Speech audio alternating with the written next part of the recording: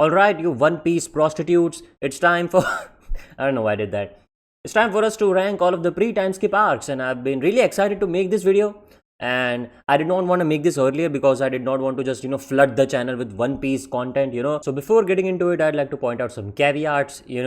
I've made some sensible decisions that I think are completely justified, and I just wanted you to be aware of it.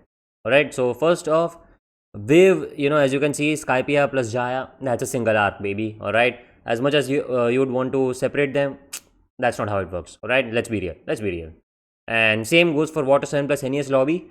And I did not even know up until I started making this video that something called fucking post NES Lobby existed. Like, what the fuck, hello? So that's not a thing as well. Alright, let's be real. So Water 7 plus NES Lobby plus post NES Lobby, that's a singular thing. And same with Skypia plus Jaya. So let us dive dick first into this pussy hole, shall we? We've got Romance Dawn at first. Romance Dawn, man, what? I mean, you get Luffy eating the fruit, Kobe's a nice setup, Alvida Pirates, freeing Zoro, and that's that. Not much, it sets up the tone of the show, or the manga rather, this is a manga rating, if you weren't aware. So, Romance Dawn just feels like a run-of-the-mill, average shonen setup sort of arc, it just kind of sets up your MC with his best friend. So, that's how it usually goes.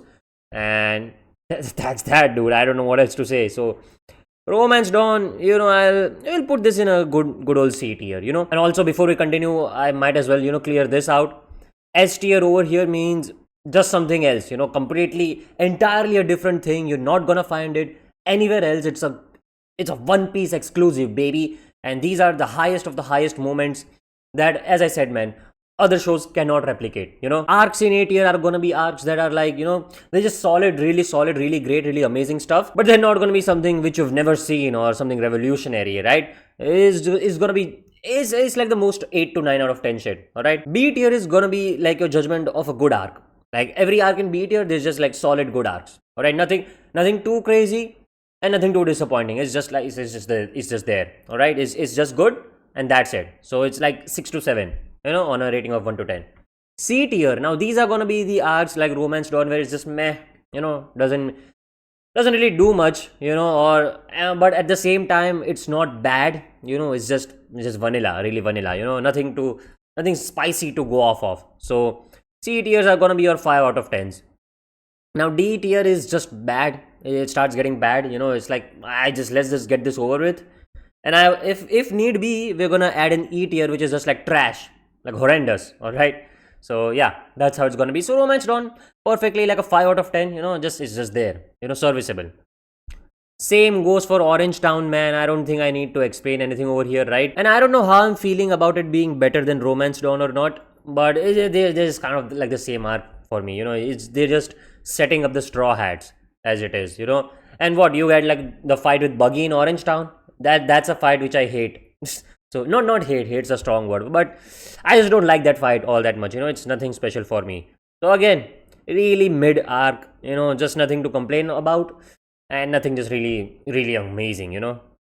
Syrup Village. Now Syrup Village, in terms of these arcs that set up things, I really like Syrup Village, man, because by this time, the gang's sort of together, we've still got a lot of Straw Hats to go, but you at least have the Navigator, Zoro and Luffy, and they're kind of still figuring out things, You spend some time with them, so you know who they are, sort of. And what makes it better for me is just Usopp, man. I just fucking love Usopp. That guy is just so great. One of my favorite Straw Hats, as I keep reiterating in every video. But Usopp feels like a really unique character. Or even if it's not unique, Usopp just really hits close to me. It's something which I can see happening in real life. Or maybe something which I've done as well. Many times Usopp over here was just a big LARPer. Hey, everyone can relate to that.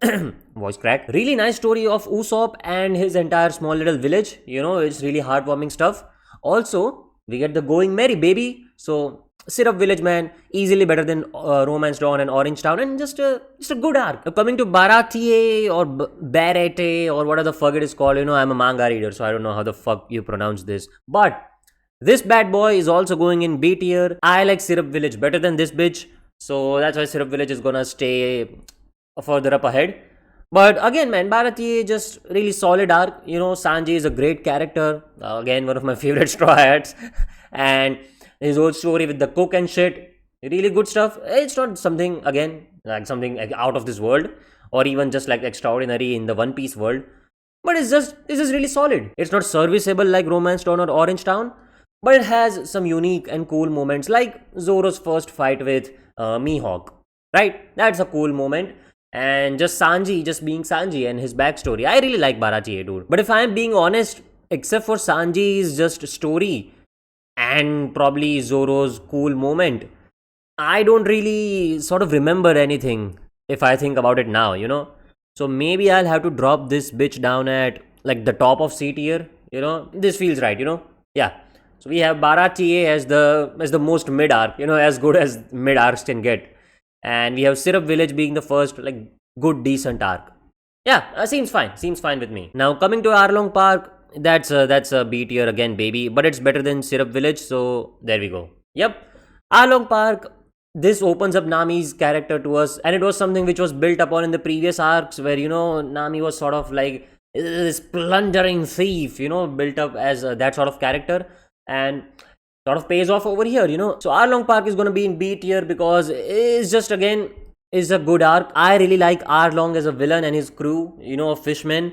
So this is the first time you get introduced to the fishmen as well. So something unique to the One Piece world. You finally get introduced to it. Arlong Park is the arc where you feel like, One Piece is finally trying to carve its own identity as a shonen. Before this, it was just like a normal shonen, and in many regards it still is, in Arlong Park. But One Piece gets a sort of a unique glimmer to it, in Arlong Park. And the villain is really nice. Arlong and his crewmates, fishmen are really cool. The Hachi guy is really cool with the sword and shit, and Fishman karate and shit is really cool.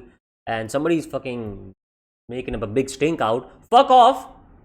Recording a video over here. Anyways, so what was I saying? Yeah.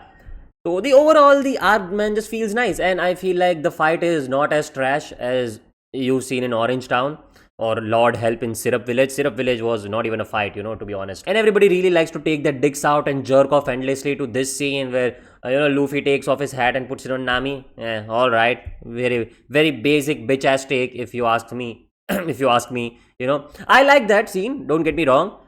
But for me, man, the highlight of Arlong Park is when Usopp is trying to fight that fishman, and he's still coming to terms with the fact that, man, I'm a fucking fraud, from Syrup Village. He was struggling with his own identity crisis that he had built up himself, that this is a hole that he dug for himself, where he's trying to do something, but he just like has a mental breakdown, like, man, fuck this shit, man, I know what the fuck I'm a fucking fraud, and then he sort of finds the spirit within himself to fight back and shit like that. That's the best moment of the entire arc, baby. Fuck the Luffy putting hat over Nami. That's a good moment. But I mean, let's be real, man. The Usopp moment hits way harder, and it's just more real. What can I say? So yeah, that's my 2-bit on Arlong Park. Now Log Town, man, I don't know what the fuck happens over here as well.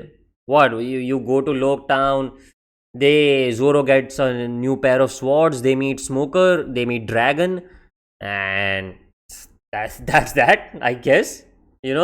What else happens in Log Town? I don't really remember, but that's what I can recollect from my memory, and it's just setting up their journey ahead. Really not much to go by. So, Log Town is going up. It's going right below Orange Town, man, to be honest, because nothing happens, actually in Log Town. It's just there. So yeah, I would prefer Orange Town and Romance Dawn, because I mean, I don't know, I feel like they set up more things. But if you think about it, it also gives you the first look at Dragon and Smoker. So in terms of world building, I feel like it has done more than Romance Dawn. So maybe, what the fuck am I doing, dude? Yeah, that's fine. So yeah, Log Town a bit better than Romance Dawn, I feel like, because you've got just more characters now, I guess. So there you go. Orange Town is in the bottom of C tier because I hate the fight with Buggy, and I just really can't think of anything else. All right. So before you just flame me for putting Romance Dawn up before Orange Town, that's your reasoning. Reverse Mountain, again, man, it's the same kind of shit, but you meet Laboon, so that's an immediate plus point for it. And I don't know, man. It again, it's one of these things where they establish a thing that is just so One Piecey, so unique to the One Piece world, where they have to climb this reverse mountain and shit like that. It sets you up for the adventure to come. We've barely made it into the Grand Line.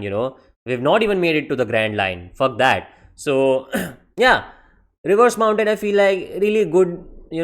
Appetizer to the One Piece world and the adventures that our gang is about to encounter. And Laboon. How can I not like Laboon?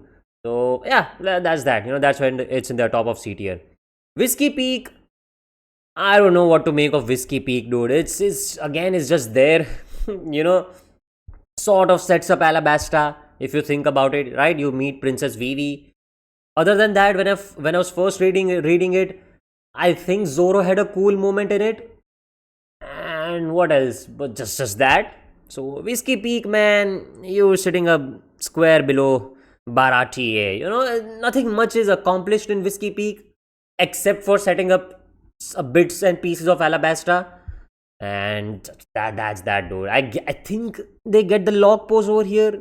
I don't remember, dude. But Whiskey Peak, just in general, very mid arc. Nothing to get excited about.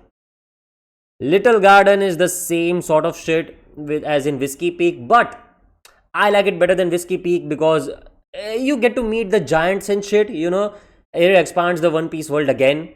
As I said, you realize that, oh fuck, there are giants living over here, right? But Little Garden, man, you have the gang in a really interesting setting.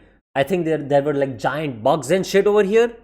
I think, right? And the giants shit was also really nice, really cool. And I also really like the fight with Mr. 3. As I was saying, many people find it boring. But as far as I can remember, for me, it was really entertaining. And I still remember bits and pieces of it. It's not like the fight with fucking Buggy or these bums in Logtown or what else? No, not Logtown, Whiskey Peak. Or anyone in fucking Arlong Park, To be honest, Arlong Park I remember quite a bit as well. But Little Garden, man, it's just a good arc for me. I really like it. And as I said, giants are really cool. You get introduced to Elbaf, which is going on right now, right? So I kind of want to put it somewhere around here or maybe the bottom of B.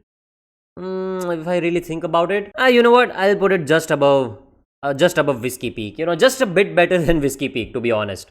I would still much rather rate Baratie than Little Garden. So there we go. And Drum Island, there we go, baby, our first A. Don't even question me on that, bitch. Because let's be real, it's Drum Island, man. Who the fuck doesn't like Drum Island? Drum Island, man. By this time, I'll admit, as I was reading One Piece, the last few arcs were just like stinky for me. Because they're in C tier, right? It's Logtown, Whiskey Peak, Little Garden. I was like, let's fucking pick up the pace. Let's do something that's fucking entertaining or interesting, And Drum Island did just that for me, It came in at a really clutch moment. Otherwise, I think I would have dropped One Piece or some shit. Drum Island felt like it was just a separate thing. And that's a trend that's going to continue in One Piece as we move forward. Yeah, that each and every island is just their own small little world, living in their own bubble. And Drum Island was just that and was set up beautifully, man. First of all, I like the whole snowy aesthetic that they were going for. It was really nice. And the whole civil unrest they had set up. And again, that's going to be a trend in One Piece as well. Civil unrest. And man, Drum Island just does it so beautifully, man. You just have these characters that you sort of can't help but root for. With the bull guy, and I don't remember much of it. He also had a zone fruit, I think. Yeah, maybe. But the whole thing was just set up beautifully, and my boy Chopper, man. Again, top 3 Straw Hats along with Usopp and Sanji, as I keep saying again and again, man. Chopper, boy, I fucking love him. His backstory also, man, so sad, so fucking heartbreaking and tragic. And Dr. Hiriluk, or however the fuck you say his name, just a boy, man, just a boy. One of the best scenes of the series, man, for me. Easily the best scene up until this arc, up until this shit, is Dr. Hiriluk, whatever the fuck his name is, having the final toast as he explodes into glorious flames of ambition and dreams, Fucking love that guy, man. And such a touching story, man. Just tugs on the strings of your heart, man. It just... Really fucking amazing thing, man. I felt my ass hair tingle whenever I read that shit, man, I don't know. I can sing its praises all day long, the whole poison mushroom thing and him just eating it just for the sake of Chopper Boy. Chopper Boy traveling and fucking trying to save Hiriluk. Again, as I said, his speech before dying, just giving a final toast and shit. How much he believed in his duty as a doctor, man. Oof. I don't know how you can find any flaws in this fucking saga. And of course, the final Sakura falling bit, man. Oh, just really good stuff, man. Just really solid One Piece stuff, man. I fucking love Drum Island, dude. 8 year all all day, every day, baby, for me. And now here, I'm gonna have a take that's gonna sort of disappoint many fellows.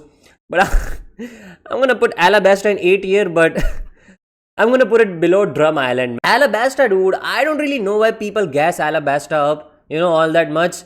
I mean, yeah, it's a great arc, that's why it's sitting in the 8 year category, But it's like people just hail Alabasta as if it's the best thing that's ever been, written into One Piece. Even Skypiea is better, Spoiler alert. But up until here, man, again, Drum Island for me just takes the cake, I feel like it's a shorter arc and accomplishes just as much. I was gonna say more, but come on, let's not get ahead of ourselves.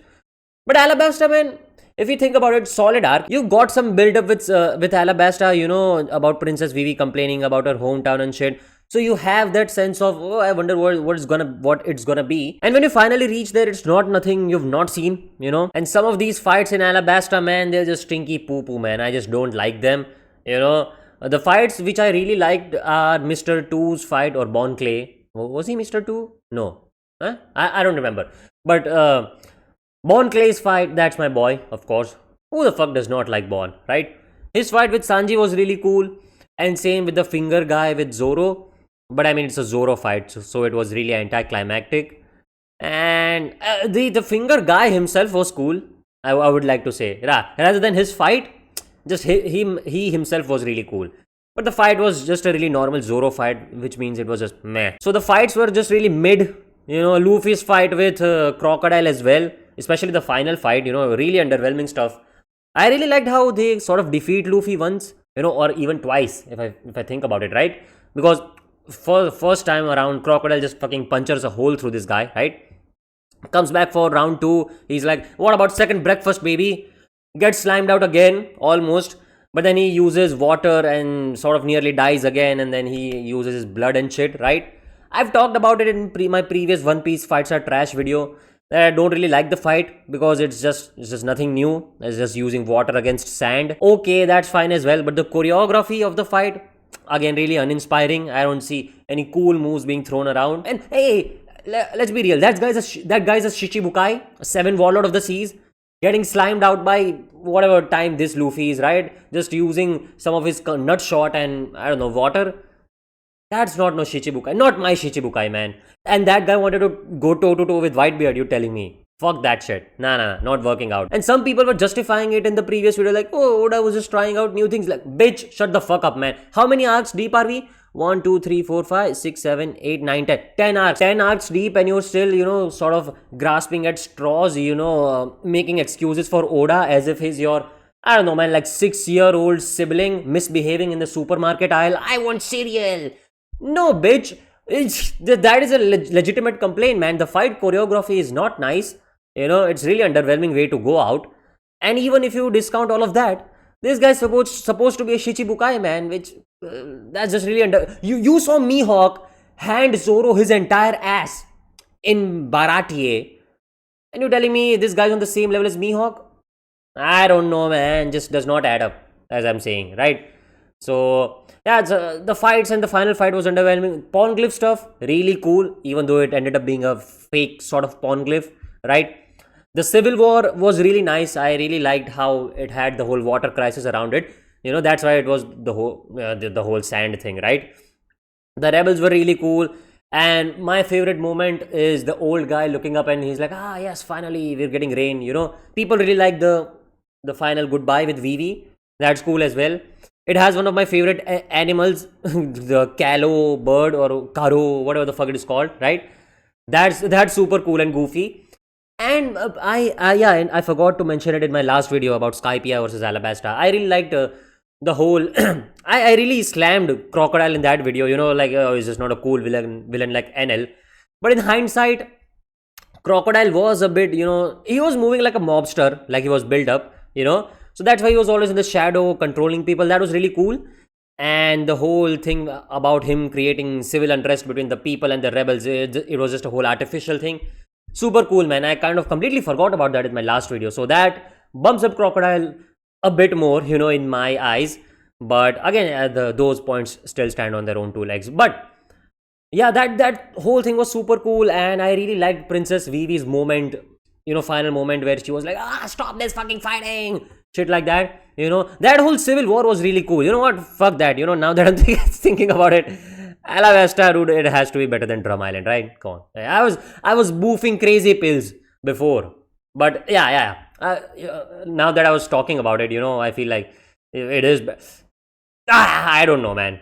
We'll just put it right here, alright? They're sort of in the same league for me now, alright? Let's just put it that way. Alabasta, Drum Island, neck and neck. Alright. Moving on to Jaya plus Skypiea, man. This is gonna be our first S tier, baby. Let's go. And people are gonna disagree with me over here. They're gonna call me all different sort of cuss words, but fuck that shit, man. And you know what? Actually, now that I think about it, many fucking One Piece LARPers are gonna, glaze this opinion. Because suddenly, I don't know what the fuck happened, but somehow the way the manga is moving now, I'm not caught up, but I've heard that it reveals the things that were set up in Skypiea or some shit. I don't know. But somehow now Skypiea is getting its flowers.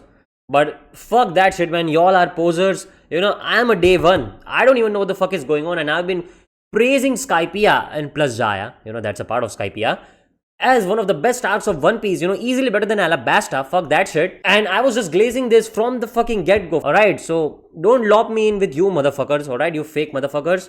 So, just a bit of ranting. Skypiea plus Jaya, man, what can I say? Jaya is a really nice setup to Skypiea. I feel like it's a better setup than Alabasta. Alabasta is just sort of like, oh man, my homeland is ridden with war, I need to do this, do that. Princess Vivi just crying in a corner. And it sets it up well, sort of. You kind of get intrigued, like, oh, what the fuck is happening? But Jaya, man, I feel like Jaya just sets it up in a better manner. It's not just like straight up, oh yeah, you have to go to Skypiea or some shit, You realize you have to go to Skypiea, right? Before going there, you reach Jaya. You're sort of figuring out what the fuck to do. You get introduced to Nolan the Liar, which is gonna be a huge payoff later on. So, a setup which is disconnected. Right now, as of you reading Jaya, you don't know what the fuck this is, right? But when you read through Skypiea, it's a really nice payoff. That's why it's a better setup. It's just not directly shoved down your throat. Then again, those three the two monkey guys and shit with Nolan's descendant or whatever the fuck he was. That was really cool with the Bellamy pirates and stuff. Just a small little side story. And it also shows how strong Luffy is. When this was a really nice thing, they showed Bellamy as this like, Bellamy the hyena, I'm gonna fuck shit up. So it's like in a normal shonen, you'd feel like, man, Luffy's gonna fight these guys and shit like that. Nah, man, slaps the fuck out of him in one fell swoop. That's like, bam, knuckle sandwich delivery for you, bitch. Really nice touch. It shows you the difference between their bounties and why, these bounties are like an actual thing off of which you can gauge each and every pirate's power levels, So that was a good kind of curveball that Oda threw in there. So I really like that moment, And what else? You get to meet Blackbeard for the first time. People's dreams never die. Cool moment. The way one of those things where the Shandoran people's shadow, they sort of see as like giant people standing up on the sea. They see the shadows of them. Just the kind of small little setups and tidbits that they throw around in Jaya. I don't know why people just don't appreciate it, dude. It's just so cool. Like, whatever you see over here, except for the Bellamy stuff, it all, wraps itself up beautifully later on when you read Skypiea. I really like this stuff, man. Jaya is really cool stuff. And what can I say about Skypiea, man? I've already sang the praises of Skypiea in my previous video. All of them still stands, baby. Such a cool and unique setting. That's why I was, that's what I was talking about when I said S tier are the things you can only get in One Piece, All of these settings, you can probably expect them in other anime mangas as well, Skypiea, man, such a one PC thing, a sky island, and they're using fucking clouds and shit, and they have the dials where they can make clouds out of it, and it adds a whole different level to the combat. The fights in Skypiea go hard, dude. Especially the Shandora guy versus the Royal Guards that Enel has. As I was saying, that was really fucking amazing. How they use different sort of clouds and shit. The goat people are really goofy and cool. Everything is just so nice, dude. And how the gang gets separated over here. Yeah, the fights, just like Alabasta, the fights with the Loki, the lackeys of the main boss. Yeah, man, they're kind of underwhelming, just like Alabasta, just nothing special. But I feel like the setting and the area and the way that they engage in in these fights is unique enough as to where, that's a load of horseradish. I did not enjoy them more than Alabasta, or probably just as much as I enjoyed Alabasta, because I was sick and tired of the fucking ball guy, dude. I was like, just get this over with, alright? I need to get to the cool shit.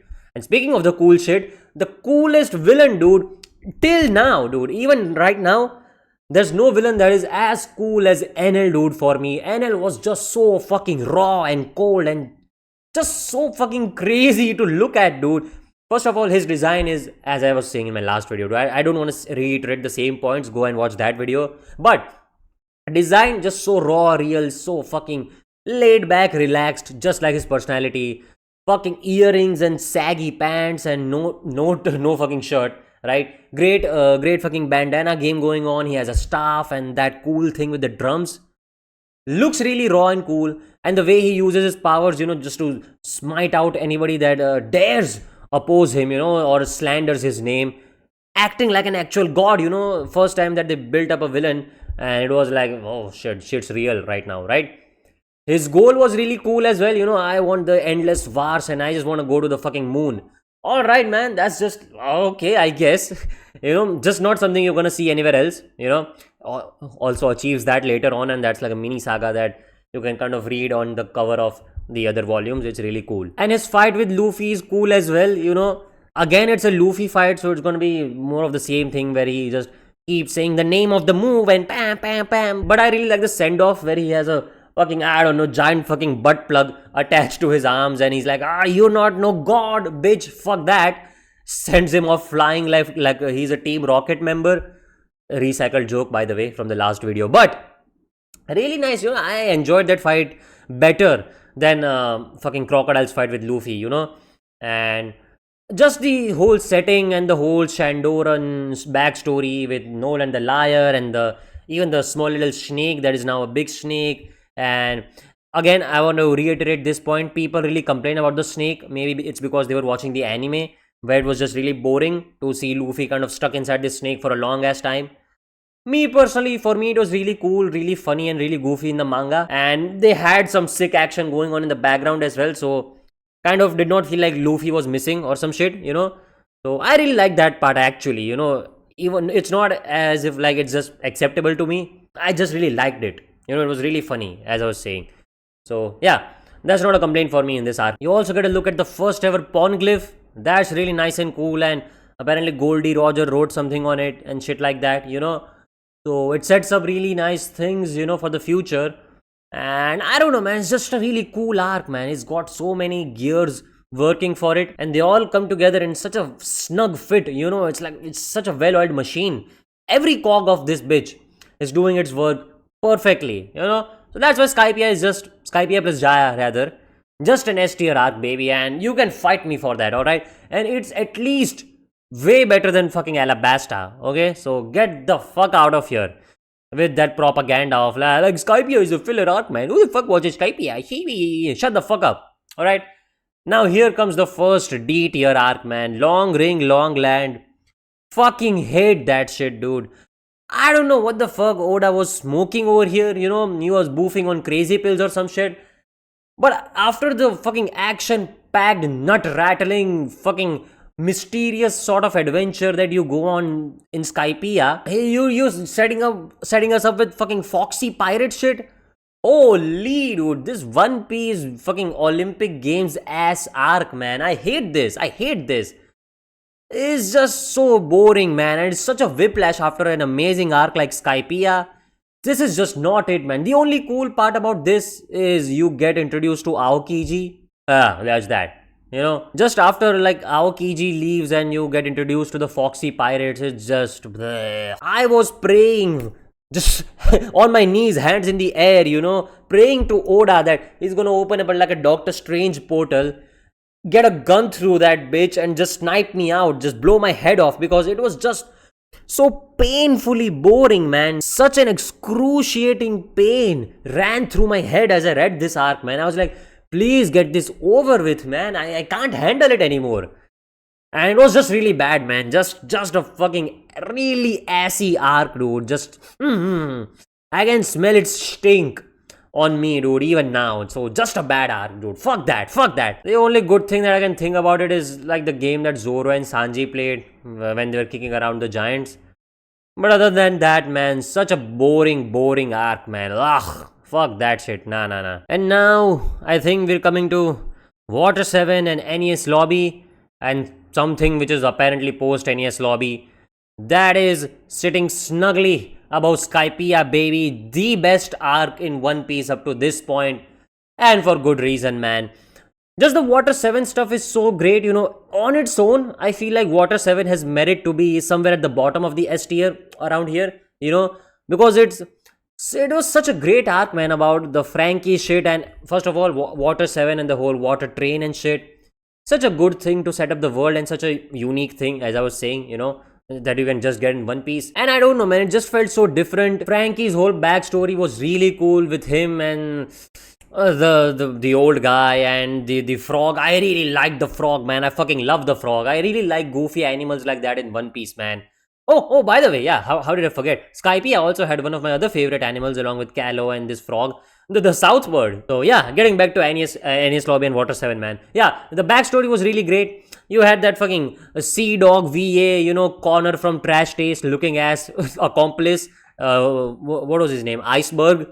He was really cool as well, and the whole story was just so nice about shipbuilding and shit.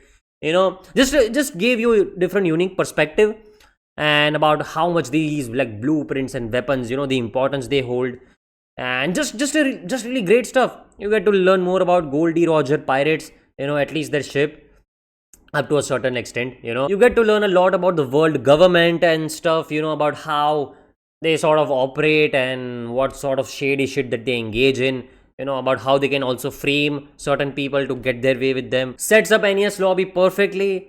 Even beyond that, just Luffy's fight with the world order in general, you can kind of trace it back to this shit, or maybe even up to Alabasta if you kind of think about it.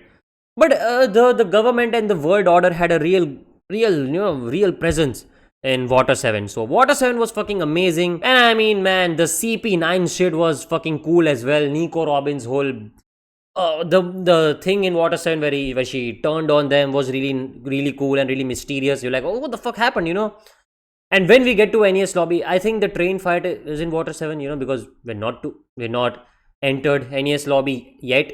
So the train fights went hard as well. I really like those train fights, especially Sanji's fight with the spaghetti guy. That was cool. It also has one of my favorite fights in One Piece, which is Luffy versus Usopp, man. Forget every other fights, man. Luffy versus Usopp. Such a fucking cool fight, man. And this is also kind of set up in Skypiea, where everybody is struggling with the going merry, breaking down and shit. And you kind of feel Usopp, desperately clinging to it. Even back then, he's always there, talking about some, let me repair the ship and shit. And one other reason why Skypiea is one of the goats. You get introduced to going merry's spirit in that arc, right? So yeah, forgetting about that, Usopp's character goals were, set up over there. And you can kind of see them being fleshed out over here. It kind of they kind of reach their conclusion. And Usopp is like, nah, man, fuck that. I'm gonna stand my own ground. And fuck you, Luffy, if you're not coming with me. I'm staying with the going merry. And his arc about him struggling with his identity, about him kind of being a fraud in his eyes. Like these guys are juggernauts, or at least Nami and Chopper bring something that's like useful and unique to them, to the crew. Meanwhile, Usopp throughout the series was struggling with himself and his identity and what he meant to the Straw Hats. That also kind of erupts into this fucking crash out that Usopp has, against Luffy and shit like that. I think he also used it as an excuse to get out of the Straw Hats, because he was just feeling so incompetent being with them. But in doing so, he kind of improved as a man and just became more competent and confident and just more badass, man. And going up against Luffy, no less, that's the strongest guy over there. Fuck Zoro as well. So, such a great moment for Usopp's arc, man. And I was just like, that's my boy, man. Fuck it. Yeah, let's go. Just carve your own path. And it was really sad as well. But I really enjoyed that entire thing, man. One of the best fights easily the best fight in the series up until now, and even after this, up to a certain point, uh, until we reach, what was it, like Marineford. I don't think we're getting a better fight than Usopp versus Luffy, man, if I'm being honest, right? So, fucking amazing fight, fucking amazing character setups, the new Frankie and shit like that. And the way Zoro and Sanji and I think it was Chopper, they go to get their lick back for Usopp getting beat up and shit. Just so sweet, man. NES Lobby is just a solid 9 for me, or even 9.5. Can't give perfect points because the fights suck, or rather than sucking, they're really underwhelming. But in Marineford, man, I glazed it in my last video, and all of those points still stand. You've got the politics going on, great politics. You've got Whitebeard. Whitebeard is fucking amazing. You've got Ace's backstory. And what I loved about it is how, this crew, this kind of Whitebeard's crew just is kind of what Ace needed, all he wanted his entire life is to be accepted, to be amongst brothers. And kind of found it with the Whitebeard pirates. And he was just grateful for that, man. That's just a cool character, man. And I can kind of not relate with it, but I can sympathize with it as well, So that whole part was great. The war was nice, and all of this culminates into the gang entering NES lobby.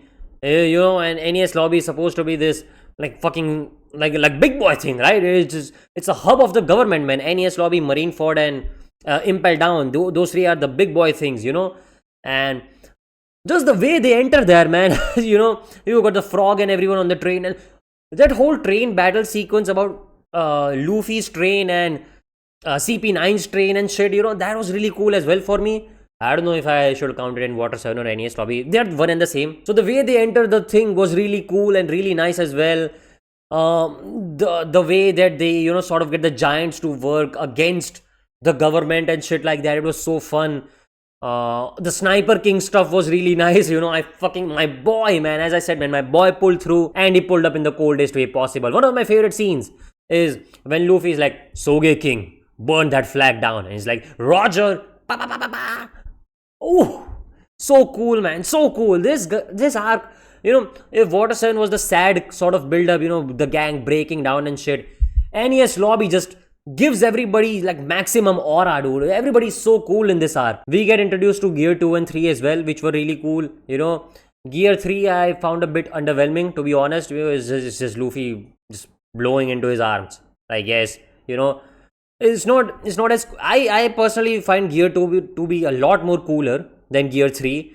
Because Gear 2, he's like, he has clouds and shit around him. He's like, he gets his blood pumping through his veins and shit, He's moving so fast that this is a thing that I realized later on. I thought in Gear 2, whenever Luffy attacks, I thought what he was doing was launching like supersonic blasts of air.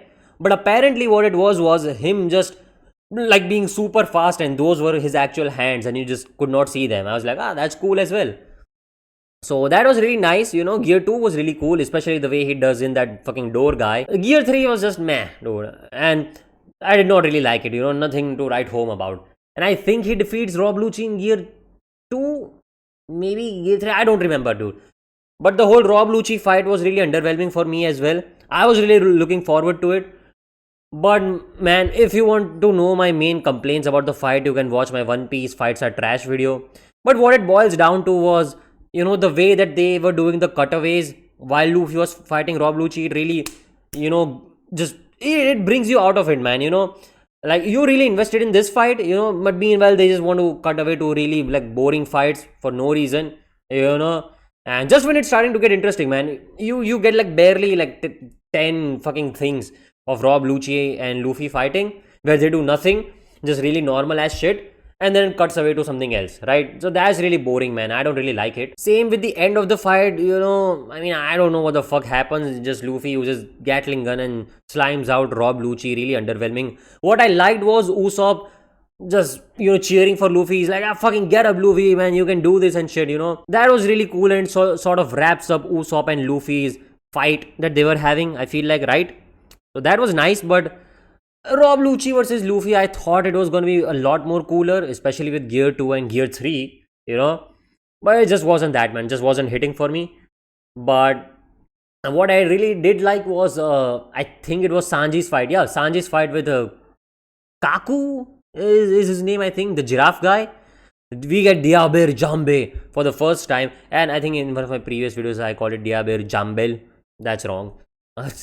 I don't know why I remembered it with an L, but Diaber Jambe. Such a fucking cool move, man. I enjoyed Sanji's fight way more than Luffy's fight with fucking Lucci. His fight with the giraffe guy was really cool. I really liked the wolf guy's fight as well, but it was just fine. What was really a really good fight was Nami's fight with the Bubbles chick.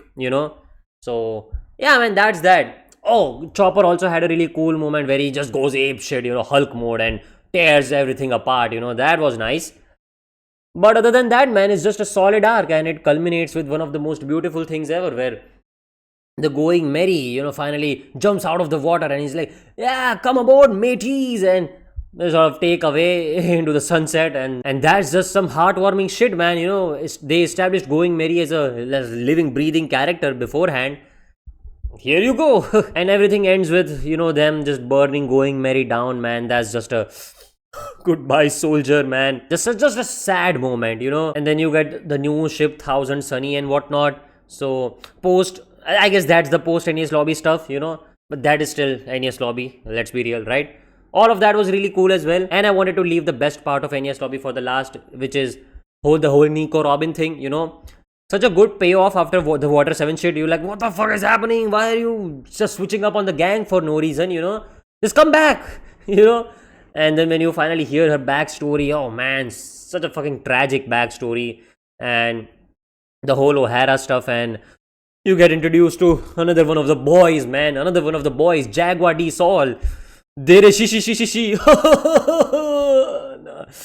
I can't, man. The way he goes out while laughing, dude.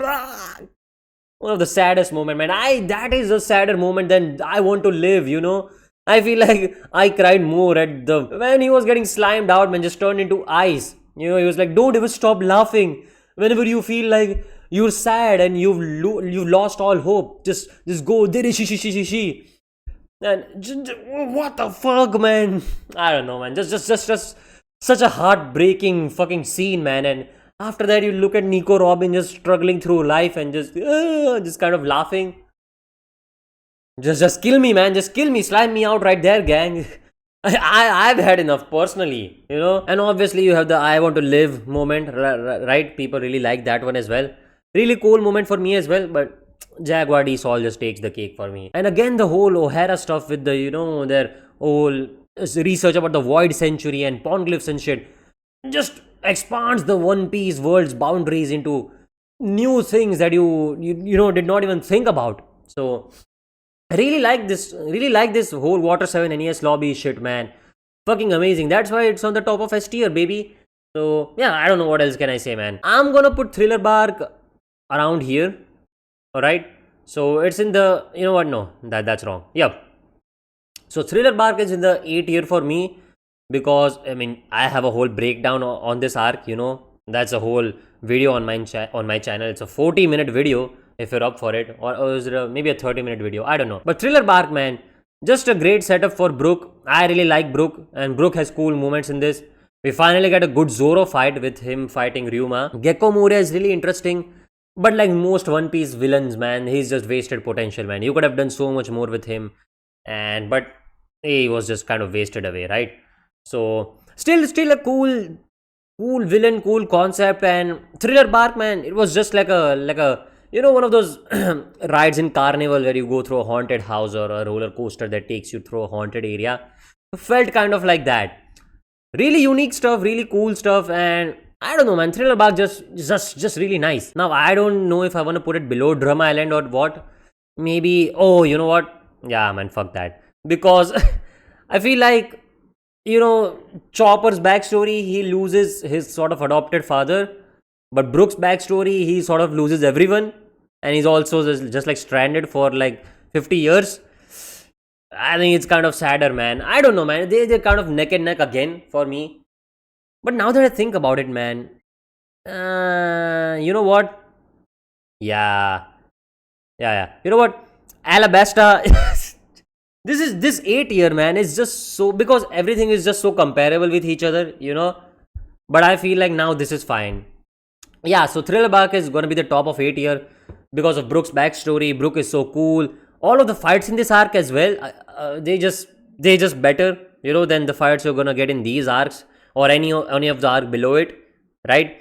And I like, as I mentioned in my video, Perona's fight with Usopp is really cool, and the whole Chopper's moment with Hawkback is really nice. I like Zombie Luffy, to be honest. You know, many people don't like him, and it's also not like whenever I see Zombie Luffy, you know, I'm just gonna start sucking on his dick, fucking tickling his nuts or some shit.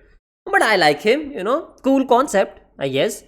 And Ors is really fun as well, especially when he's like piloted like a flesh mecha, you know, that's cool. And Thriller Bark, man, just really cool stuff throughout the arc, and really sad stuff when Brook's backstory is being revealed and shit. So yeah, man, just a solid arc. If you want to know more about it, go watch my video, man. I'm not gonna go on a whole fucking 40-minute breakdown again. But in a nutshell, everything that they try to do in this just really works well, and the fights are nice. And the characters are really goofy and funny. So it's like everything that you want out of One Piece, you know, the staple One Piece things, they're over here, and they've been executed in a really great manner, you know. So you're not gonna be disappointed in Thriller Bark, man. I really like it. So should you, because my opinion is the best opinion on the planet, baby. Anyway, oh, and before we go, another Skypiea S tier moment, which I forgot to mention, you know, even in my previous videos, is you get introduced to fucking Haki, baby, the mantra that they had going on. You know, that's why, man, Skypiea just rocks, man. It sets up so many things. I can't suck Skypiea's dick enough, because I also feel like it's really underrated, you know. As I said, man, people, when I started reading One Piece, you know, quite a long back ago, when I first started, this is my second read through, but when I first started reading it, people were just saying, man, you just skip Skypiea, man. I was like, fuck that shit, you know. So yeah, you get your first look at Haki in Skypiea as well. So let's go. Anyways, getting to Sabaody, man. Fucking love Sabaody, better than Alabasta. And there we go. So, this Sabaody thing, man, it just again really sets up the, you know, post-war things and the Marineford things in a really good manner. You know, it sets up Fishman Island, sets up Rayleigh as a badass character. Fucking Bartholomew Kuma fucks everyone, you know. Bam, bam, goodbye. You'll never see me again. Boop, boop. What a fucking scene, man. I fucking love that scene with Bartholomew Kuma just fucking hitting the despawn button, you know, kicking everyone off of the server, you know, acting like a Discord mod, just banning everyone. Or a Reddit mod. And you can feel the desperation in Luffy's voice, man, as he says, "No, Kuma, don't do it." And he's telling everyone to just run away from there and shit like that, man. Just such a heartbreaking scene. And what sells it is Luffy's, you know, frustrated and sort of desperate cries for just any help, you know. And Rayleigh was really cool in that part as well. Another part which was really nice, was the whole setup of fishmen as lesser people and the racism that they face, and from the celestial dragons and just the general public itself, you know. The whole setting up celestial beings as well, celestial dragons as these rich assholes, you know. Just such good stuff, man. And it was so heartbreaking, man, just seeing these sort of fishmen and men and women just getting sold off to these fucking celestial assholes. You get introduced to the New World pirates, you know, Trafalgar Law and Kid, and where the Drake guy was, and the cards guy and everything. It just kind of, you know, grabs the One Piece world by its butthole and tears that shit open, man. Like, here's the new world, here are the New World pirates, here's some Haki shit, here are fucking 10,000 different Bartholomew Kumas, here's the guy, Big Axe guy, here's Sengoku, not Sengoku, who the fuck was it, Kizaru coming away, right, to fuck your shit up. There's so many things happening in Sabaody, man. The Fishman Island. This is the kind of racism they face. See, these are the fucking celestial bitches. So many things happening at once, man. And they all work together so well, to just make this arc just a fucking, just a great arc, man. And the ending is really nice as well, where they just kind of get separated. Makes me want to put Sabaody up over here, just at the top of the A list. But I think, you know what, if you kind of remove everything, Drum Island and Thriller Bar could have better legs to stand on their own as a solid arc. Sabaody, as much as it is a solid arc, you have to kind of agree that it's just there to set up the world. Just nothing gets resolved in it. Yeah, they do save Kami, but nothing gets done. They don't reach Fishman Island, first of all. They don't get their ship coated, right? They can't fight against Kuma. They can't really do anything. They can't really fight the world government and the celestial dragons and shit. These things are just set up for the Straw Hats to deal with later on. Especially that they're indicating heavily that Luffy's gonna go and save Ace. So as much as I would want to put it up at the top of A tier, just because of the sheer, just like magnitude of the arc, and the huge giant balls that it had, it sort of, does not end. It's not an arc per se. So that's why it's going over here. Still better than Alabasta any day. Oh, and one thing which I found really weird and really just not even goofy, just like really, what the fuck is this? In Sabaody, man, you were introduced to the Duval Pirates, right? Was it the Duval Pirates or something like that, right? And they're supposed to be human traffickers and fishmen traffickers, but somehow they just show him to be like a goofy guy, and then he's an ally of the Straw Hats suddenly now. What, are we forgetting that this guy is just a piece of shit? He's a human trafficker. You sort of setting up this arc as, they're showing us the atrocities that the fishmen and the common folk face from the celestial fucking, I don't know, it's gonna be some sort of celestial. Then I'm not gonna call them dragons, alright? Dragon is a cool term. These guys aren't cool, alright? So whatever these bitches, they're just kind of fucking these people over, right? The main fucking culprits that are allowing this are the fucking human traffickers, the people who capture them. You were just showing him to be like a goofy ally of the Straw Hats. Sanji is repairing his face, turning him into a handsome guy, and he's just like a goofy guy that's protecting the ship, and I'm supposed to root for this guy. That just does not sit well with me, dude. I'm like, did you forget this is a human trafficker? So I really don't like this Duval shit that they tried to pull. That Oda tried to, in every one of these videos that I make, when I try to reference something that Oda did, I always end up saying that they did, as if there's like a whole editorial and writing team. Whatever Oda set up with Duval, man, I did not like it, man. I'm like, this is supposed to be a piece of shit human trafficker. Alright, don't try and slide at him. You don't belong here, gang. You're not part of the crew, part of the ship, alright?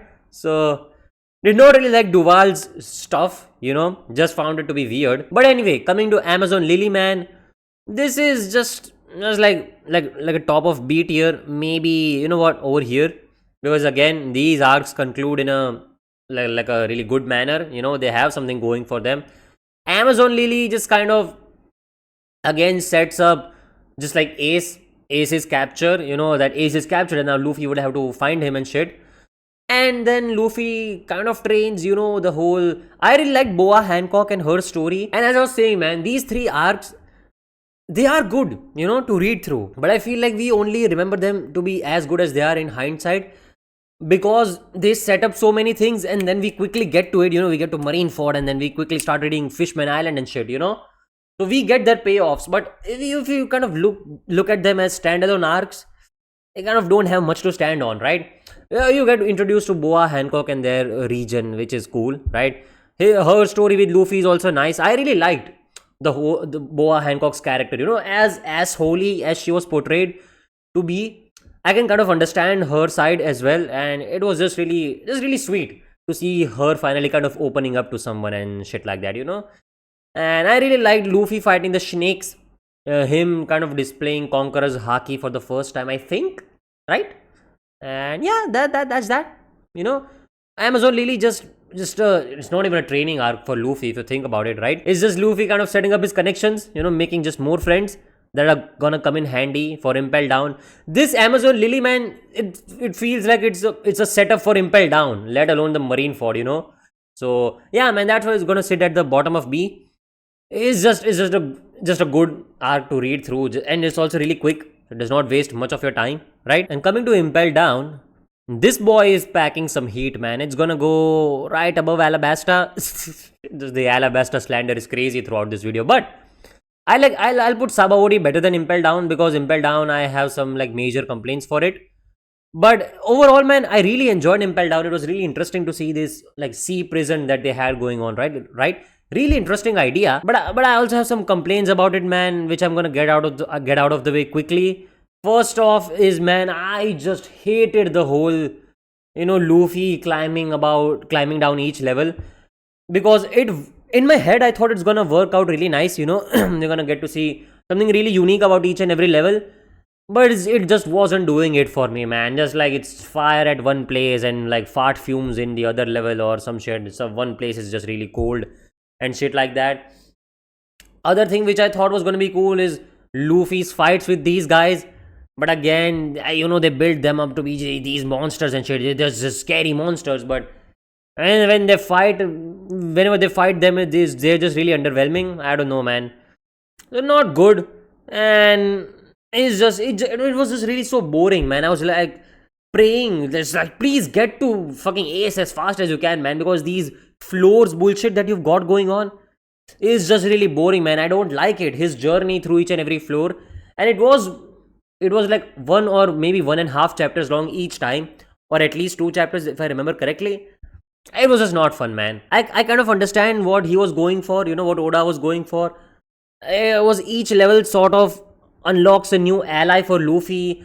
It gives us Impel Down, kind of, it's one of those arcs that really gives you a look into Luffy's character, one of those arcs. Same with all of these 3 arcs, because Luffy's just kind of alone, for the first time ever.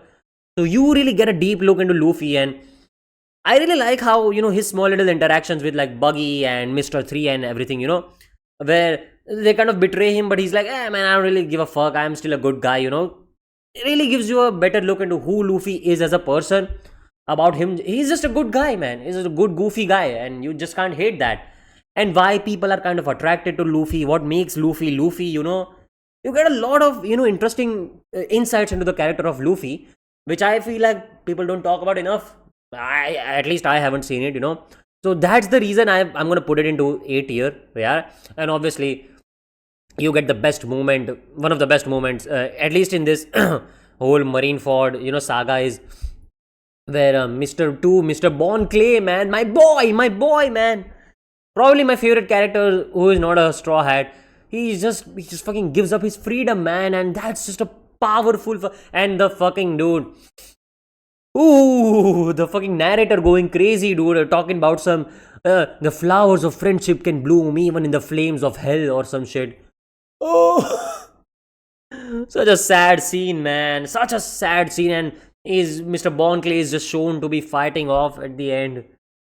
I don't even want to think about what happened to him, man. But just such a powerful message. Such a powerful character, man. And he's been built since even before Alabasta, dude. I love this. I love that scene, man. And his whole entire relationship with Luffy in this arc. The way he carries him. Even that scene was really powerful, right? When he was carrying Luffy's fucking damn near corpse to Ivankov. Ivankov pirates were really nice and really goofy. I really liked that shit. Jimbei and Ace, whenever they were talking and you sort of get to learn more about Ace and shit, that was really cool as well. There are just so many small little information tidbits in this, about the world and about the characters, and it was just really nice to read through, man. And yeah, I can kind of get that that's why Oda took so long with each level, because he had to interject these dialogues somewhere, so that's why you kind of had him going through each and every level kind of slowly, but man, the action was not on par with it, the dialogues were there, the world building and stuff, the character insights as I talked about, but it just wasn't complemented with entertaining to look at panels, So yeah, that's that. The whole escape portion was really cool. I really enjoyed that whole Magellan thing. Was it? I don't know how to say his name, dude. I thought I was gonna ask one of my friends, who's caught up to One Piece. I'm like, how the fuck do you say his name? He's like, man, even I don't know. I'm a manga reader as well. So let me know how to say his name. In my head, I was always reading it as Majran, but I don't know what the fuck it is. But his old stick and the other fucking Egyptian guy, I don't know what his name was. I've forgotten. But those were really cool jail keepers, man, and their fights were really interesting. And Luffy coating his arms with wax and shit. Jimbei calling the whale sharks during the end, and that panel where Buggy is just kind of standing like this on the plank. He has Crocodile behind him, and they sort of Jimbei sort of carrying them. Ooh, so much aura in that panel, man. Crocodile was really cool as well, in this one. Just super cool things happening, man, all around in Impel Down. The only complaint, as I said, man, Luffy getting to the bottom level, that was kind of boring. But everything else, man, chaos, man, is just so, just like, wow, what the fuck is happening everywhere, And just one after the other, things just keep getting escalated and Impel Down. So it's just a really fun arc to read through, man, if you cut out the fatty portions, And now, man, you can get your tomatoes, you can get your eggshells out.